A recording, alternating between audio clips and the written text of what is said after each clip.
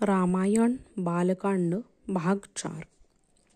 सर्व वस्तुस्थितीचा विचार करून ब्रह्मदेव म्हणाले, मजकडून वरदान मागताना एका मानवाच्या हातून आपला वध होऊ नये असा वर मागण्याची रावणाला गरज वाटली नाही, कारण मानव त्याला फार क्षुल्लक वाटत होते.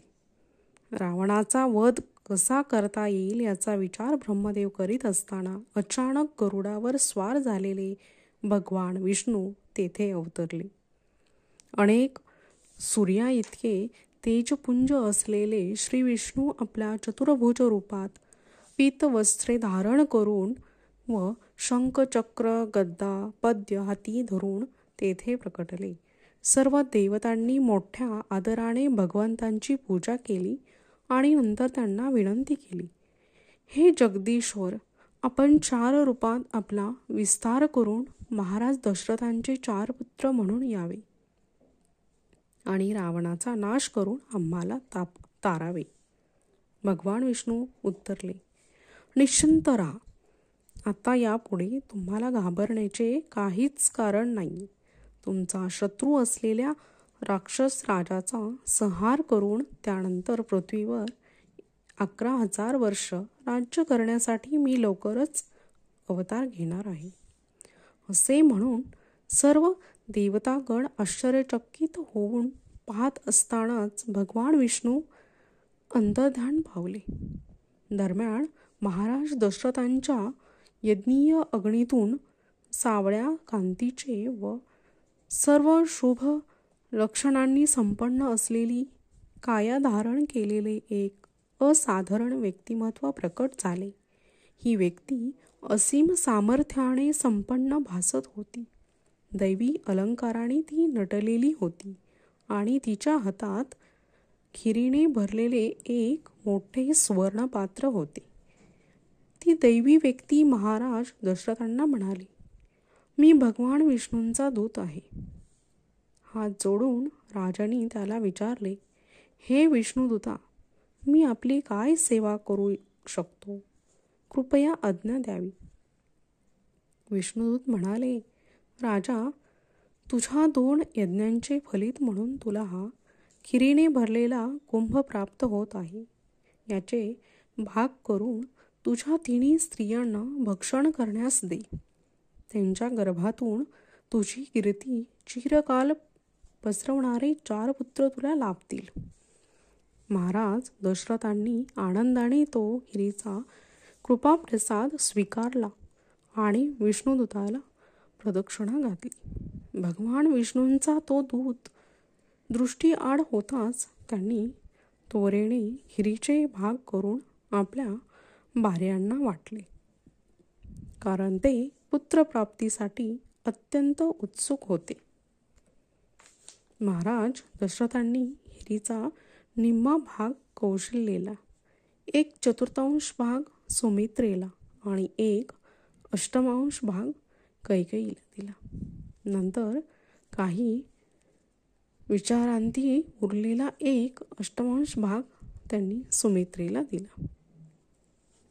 3 स्त्रियांना अतीव आनंद झाला, कारण आपल्याला लवकरच मातृत्व लाभेल अशी त्यांना खात्री होती. 3 राण्यांनी आपापल्या वाटणीचा प्रसाद उत्सुकतेने ग्रहण केला. त्यानंतर लवकरच प्रत्येकीला आपल्या गर्भात दैवी चैतन्याची चाहूल लागली. जेव्हा आपल्या पत्नी गर्भवती राहिल्याचे महाराज दशरथांना कळले, तेव्हा तेही संतोषले. दरम्यान ब्रह्मदेवांनी सर्व देवतांना आज्ञा केली की भगवान विष्णूंच्या येणाऱ्या अवतारात त्यांना मदत करण्यासाठी तुम्ही सर्वांनी आपापल्या आंशिक स्वरूपात पृथ्वीवर जन्म घ्या. वानरांच्या रूपात अप्सरा, वानरी, यक्षिणी, नागस्त्रिया, विद्याधर स्त्रिया तसेच इतर दैवी स्त्रियांच्या संघाने ज्या मुलांची तुम्ही उत्पत्ती कराल त्यांच्यात स्वइच्छेनुसार कोणतेही रूप धारण करण्याची क्षमता असावी आणि सर्व प्रकारच्या गूढ शक्ती त्यांच्या ठायी असाव्यात. शिवाय ते सर्व अत्यंत बुद्धिमान असून शस्त्रे चालविण्यात कुशल असावेत आणि जवळपास भगवान विष्णूंसारखे त्यांच्याकडे सामर्थ्य असावे. तसेच त्यांचे ध्येय स्वर्गीय असावेत. ब्रह्मदेवांची आज्ञा मिळाल्यावर इंद्रापासून वाली, सूर्यापासून सुग्रीव, बृहस्पतीपासून तार, कुबेरापासून गंधमाद, विश्वकर्मापासून नल, वर्णांपासून सुषेण आणि वायूपासून हनुमानाची उत्पत्ती झाली. या प्रमुख वानरांव्यतिरिक्त इतर हजारो वानरांनी भगवान विष्णूंच्या कार्यात सहाय्य करण्यासाठी जन्म घेतला.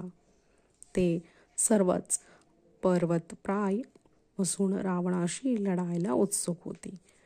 ज्या देवतांपासून त्यांची उत्पत्ती झाली त्या देवतांप्रमाणेच हे वानरही गर्भधारणेनंतर लगेच जन्माला आले होते. ते इतके प्रबळ होते की आपल्या अणिवार शक्तीने ते महासागराला शुद्ध करू शकत होते. ह्या नवनिर्मित जीवांचे 3 वर्ण होते: अस्वले, वानरे आणि गायीसारख्या लांब शेपट्या असणारी वानरे. अशा जवळजवळ 1 कोटीहून अधिक वानरांनी आणि अस्वलांनी रानटी फळे व विविध कंदमुळे खात खात आणि संपूर्ण जंगलात फिरत फिरत संपूर्ण पृथ्वी गजबजून टाकली.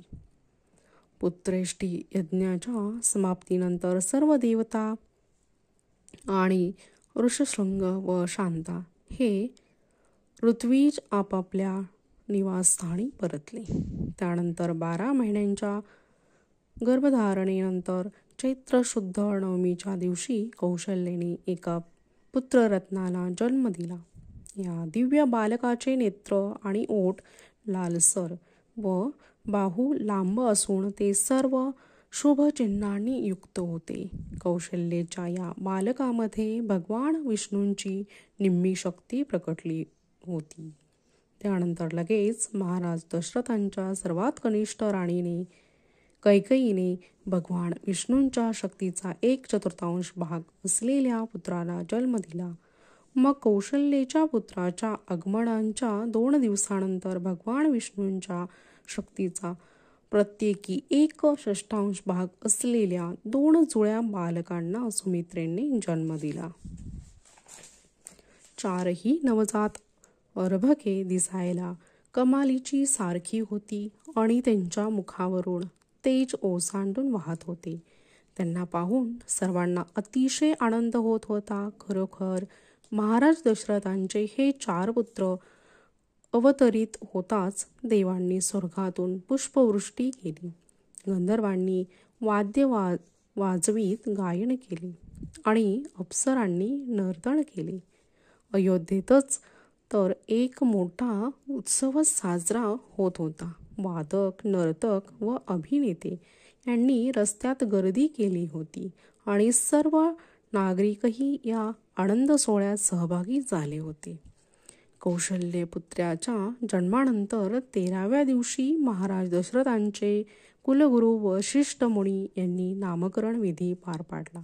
त्या भाग्यवान ऋषींनी कौशल्येच्या पुत्राला राम व कैकेयीच्या पुत्राला भरत असे नाव दिले. सुमित्रेच्या जुळ्या पुत्रांची नावे लक्ष्मण आणि शत्रुघ्न अशी ठेवण्यात आली. त्यानंतर वशिष्ठांनी दशरथांच्या पुत्रांवर सर्व पवित्र धार्मिक संस्कार करण्याची जबाबदारी घेतली. या संस्काराचा शेवट उपनयन संस्काराने झाला. वशिष्ठांच्या मार्गदर्शनाखाली 4ही बंधू वेदशास्त्र पारंगत, कुशल योद्धे आणि सर्व दैवी गुणांचे भांडार बनले.